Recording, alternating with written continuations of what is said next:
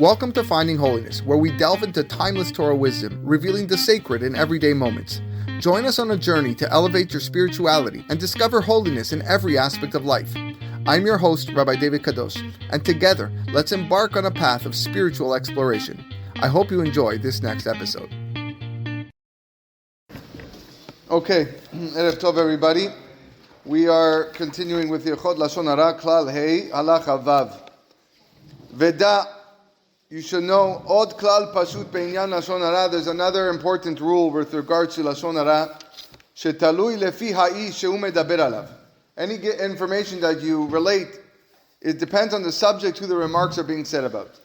Ve'imatzeh, you will see, she'echad omer davar echad al shnei anashim. A person can say the same statement about two different people. Be'echad hu mesaper al yedei ze shivcho. Regarding one person would be considered a shevach, a compliment. Ube'echad hu over al yedei ze al yisur lashon hara. But the other one, it would be a violation of lashon hara. Va'vaer devarai, and let me explain my words. Kegon. For example, if Reuven speaks about Shimon, a person who is supported by others, okay, so that he can learn, the person is learning full time. He has nothing to worry about in terms of making a living. And he learns, this guy Shimon learns 3 or 4 hours a day. Now, according to Shimon's situation, who should be learning all day, he's a kollel member. This is a huge insult. It's a severe disparagement when you say that Shimon only learns 3 or 4 hours a day when he should be learning 10, 12 hours a day. And therefore, this is certainly Lashon Hara if somebody was to say this about Shimon. But if you say this statement about an ordinary layman, who's busy making a living, this is a major compliment. For somebody to say, wow, he works full-time in downtown Toronto, he comes back and he's still managing to find time to learn 3-4 hours a day, it's a great compliment. And the same applies to really all positive commandments. Where the nature of the remarks depends on the financial status of the subject of those remarks. Kegon, lechabed Shabbat, the mitzvah of honoring Shabbat.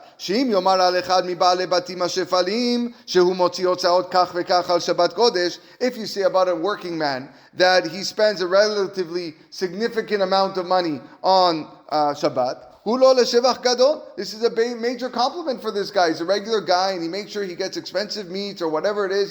He really goes out. But if you make the same remark about someone who is wealthy, saying that he spends the same amount of money on Shabbat expenses,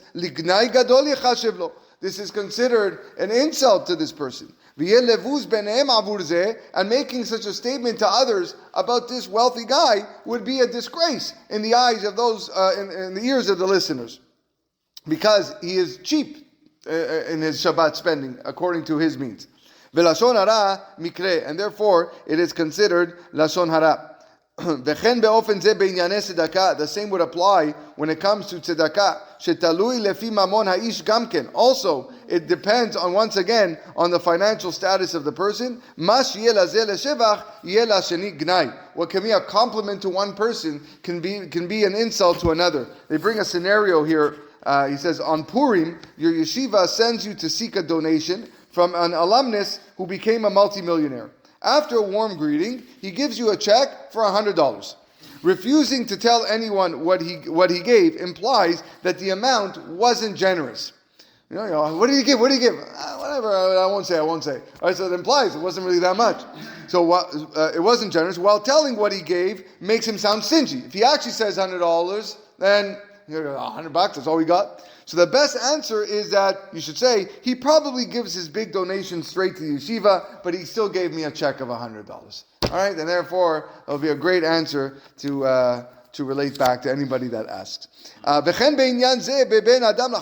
same applies to any mitzvah ben adam lachavero, between a man and his friend. If somebody says about an average guy that he treats his workers this way, which is a typical way for average people, it won't be a negative remark. But if he makes the same statement about a distinguished member of the Jewish community,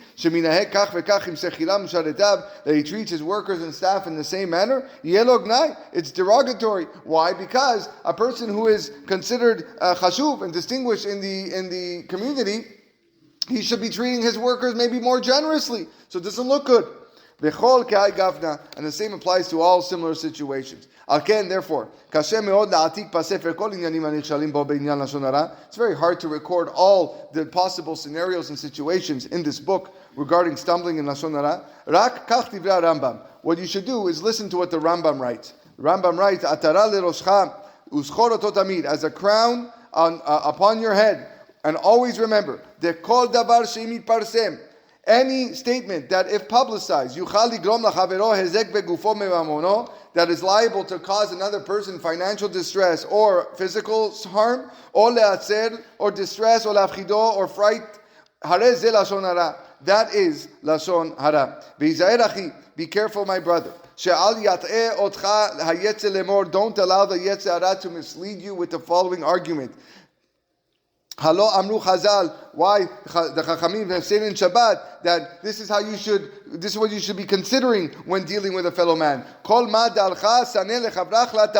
Anything that is hateful to you, don't do to your fellow. That's in the story when the Ger wanted to, not the Ger, the non-Jew wanted to come and convert to Judaism on one leg. Shammai kicked him out. He came to Hillel. Hillel said, okay, this is the line that Hillel said. Anything that's hateful to you, don't do to your fellow, and the rest is commentary. Based on this statement of Hillel, you might mistakenly justify your derogatory remark about a Torah scholar or distinguished member of the community that he only learns a few hours a day, saying, Ma amarti alav, what's so bad about Isaiah? I said he learned 3-4 hours a day.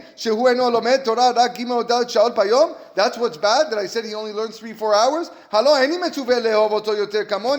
I'm not obligated to love him more than myself. Right? It's the same as you.